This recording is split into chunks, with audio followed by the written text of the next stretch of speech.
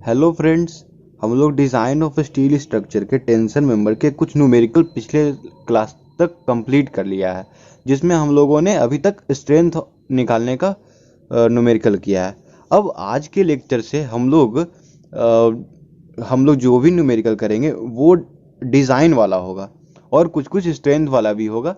तो अभी डिज़ाइन का न्यूमेरिकल बनाने से पहले, मतलब डिज़ाइनिंग का कोई भी क्वेश्चन बनाने से पहले हम लोग क्या करते हैं कि डिज़ाइनिंग से रिलेटेड जो भी स्टेप्स होते हैं, जो भी स्टेप्स सॉल्व करना होता है उन सब स्टेप्स को देखते हैं।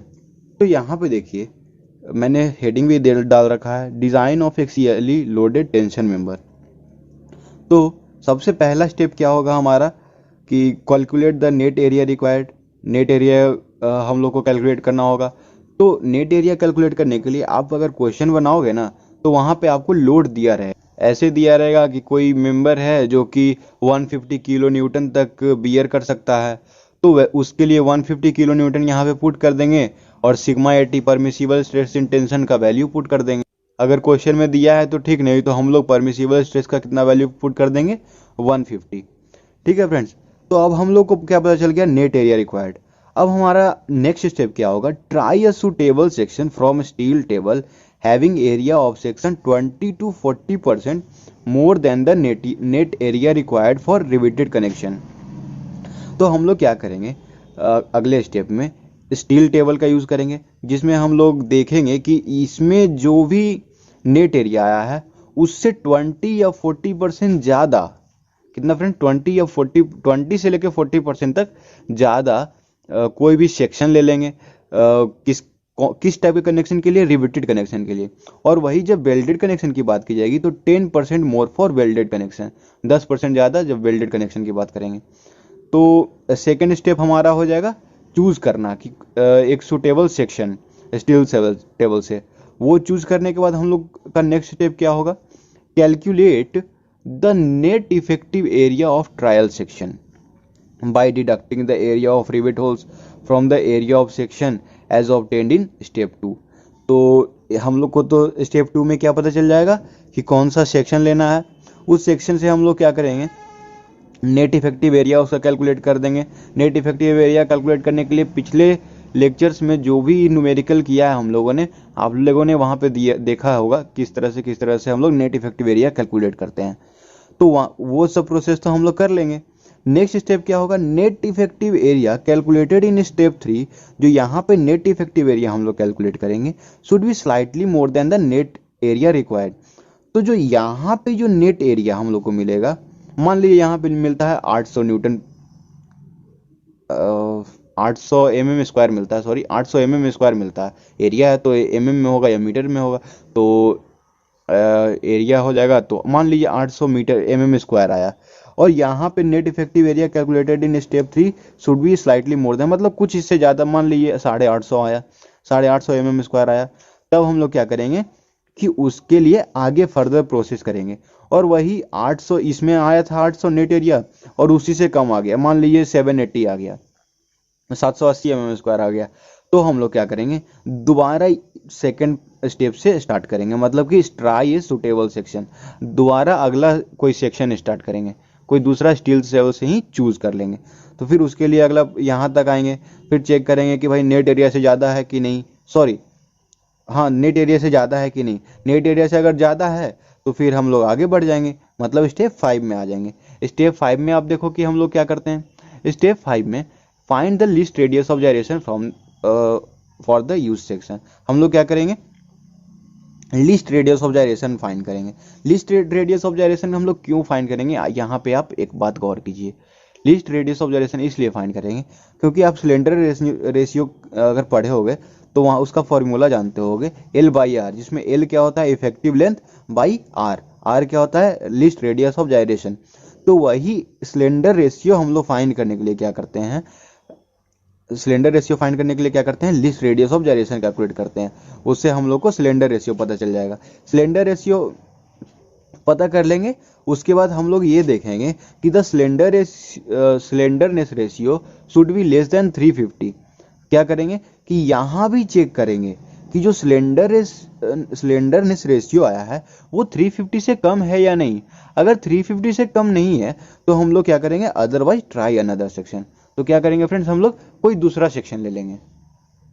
अब आगे नेक्स्ट स्टेप क्या होगा, तो देखिए हम लोग अभी 6 स्टेप कर चुके हैं, 6 स्टेप कर लिया। 7 स्टेप में क्या होगा, डिजाइन ऑफ एंड कनेक्शन। अब हम लोग को यहाँ तक सारा डेटा मिल गया है, अब हम लोग को बस कनेक्शन के लिए डिजाइन करना है। तो मतलब जैसे क्वेश्चन में पूछ रहेगा वेल्डेड कनेक्शन के लिए कीजिए या रिवेटेड कनेक्शन के लिए कीजिए या दोनों के लिए कर लीजिए। तो हम लोग क्या कर रहे हैं, रिवेटेड कनेक्शन के लिए सबसे पहले देख लेते हैं और उसके बाद फिर वेल्डेड कनेक्शन के लिए देख लेंगे। तो फ्रेंड्स रिवेटेड कनेक्शन के लिए देखिए, रिवेटेड कनेक्शन का जो मैंने आपको रिवेटेड कनेक्शन का डिजाइनिंग का क्वेश्चन करवाया रखा है, तो आप वो सब क्वेश्चन देख सकते हो, या यहाँ पर जब देखोगे ना तो वो भी क्लियर हो जाएगा। तो रिवेटेड कनेक्शन का देख लीजिए, अगर आपने वहाँ पे देखा हुआ तो ये आपको तुरंत समझ में आ जाएगा, ऐसे मैं समझाने की कोशिश जरूर करूँगा। तो रिवेटेड कनेक्शन का देखना है हम लोग को, तो select a suitable size of rivet and calculate its rivet value. तो सबसे पहले हम लोग क्या करेंगे, रिवेट वैल्यू कैलकुलेट करते हैं। रिवेट वैल्यू कैलकुलेट करने के लिए आपको याद होगा कि शियर स्ट्रेंथ और बियरिंग स्ट्रेंथ किसी एक रिवेट का निकालते हैं, और उन दोनों में से जो मिनिमम होता है, देखिए यहाँ पे लिखा हुआ है मिनिमम, उन दोनों में से जो मिनिमम होता है वही हमारा क्या होता है, रिवेट वैल्यू होता है। और फिर रिवेट वैल्यू मिल जाता है तो उससे हम लोग क्या करते हैं, नंबर ऑफ रिविट कैलकुलेट कर लेते हैं, और नंबर ऑफ रिविट कैलकुलेट करने का फॉर्मूला होता है लोड बाय रिविट वैल्यू। तो इससे हम लोग को क्या पता चल जाएगा, नंबर ऑफ रिविट। उसके बाद फिर arrange the rivets in such a manner that there is no eccentricity of loading, calculate the pitch and edge distance as per IS 800। तो वही जो भी पिच का फॉर्मूला मैंने बताया था, एज डिस्टेंस निकालने का फॉर्मूला, तो वो सब हम लोग IS 800 जो हम लोग पढ़े हैं ना, उससे हम लोग पुट कर लेंगे, जो IS कोड हम लोग को पढ़ना है उससे। तो मैंने बताया रखा है, ये सब सब डेटा मैंने बताया रखा है। और अब नेक्स्ट हम लोग जैसे मैंने क्या बताया, डिजाइन ऑफ एंड कनेक्शन में हम लोग दो के लिए करते हैं, रिवेटेड कनेक्शन के लिए और वेल्डेड कनेक्शन के लिए। तो यहाँ तक तो आप प्रोसेस किसके लिए कर रहे हो, यहाँ तक प्रोसेस कर रहे हो आप रिवेटेड कनेक्शन के लिए। तो इससे आपको अगर क्वेश्चन में रिवेटेड कनेक्शन रहेगा तो रिवेटेड कनेक्शन आप कर लोगे। बस वही अगर आपको रहेगा वेल्डेड कनेक्शन के लिए, तो कुछ नेक्स्ट स्टेप करते हैं। Assume suitable size of weld, एक सुटेबल साइज का वेल्ड एज्यूम कर लेंगे। Calculate the strength of weld पर mm लेंथ, इस वेल्ड का स्ट्रेंथ कैलकुलेट कर लेते हैं। स्ट्रेंथ ऑफ वेल्ड का आपको याद होगा कैसे कैसे कैलकुलेट करते हैं। उसके बाद calculate the required length of weld, required length of weld calculate करेंगे, load by tau VF into throat thickness. ठीक है फ्रेंड, फिर उसके बाद वही provide the required length in such a manner that there is no eccentricity of loading. वही वाला के बात जो यहाँ पे हमने किया कि ऐसा लेंथ प्रोवाइड करेंगे, इस तरह से जो हमारा लेंथ आएगा वो इस तरह से प्रोवाइड करेंगे कि कोई इसेंट्रिसिटी वहाँ पे डेवलप ना हो, क्योंकि फिर उसके लिए फिर हम लोग को और प्रॉब्लम हो जाएगा। उसके लिए हम लोग को दूसरा चीज कनेक्शन, दूसरा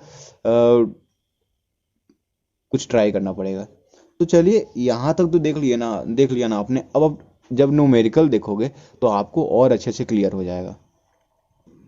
तो फ्रेंड्स आपने देखा कि किस तरह से हम लोग रिवेटेड कनेक्शन के लिए या वेल्डेड कनेक्शन के लिए किस तरह से टेंशन मेंबर में डिजाइनिंग करते हैं। तो फ्रेंड्स आज के लिए इतना ही, अगले लेक्चर में मिलेंगे। और फ्रेंड्स मैं आपसे रिक्वेस्ट कर रहा हूँ कि अगर आपको लेक्चर समझ में आ रहा तो आप अपने फ्रेंड्स के साथ ज़रूर शेयर कीजिए, और हमारे वीडियो के साथ बने रहिए। और जहाँ भी कहीं भी अगर थोड़ा सा भी डाउट होता है तो आप ज़रूर कमेंट सेक्शन में कमेंट कीजिए, जिससे हमें पता चले कि आपको समझने में थोड़ी सी भी अगर दिक्कत हो रही है तो कोई दिक्कत नहीं है। और अगर आपको लेक्चर समझ आ रहा है तो आप कमेंट कीजिए कि हाँ भाई समझ में आ रहा है। तो फ्रेंड्स अब अगले लेक्चर में मिलते हैं। Thank you friends.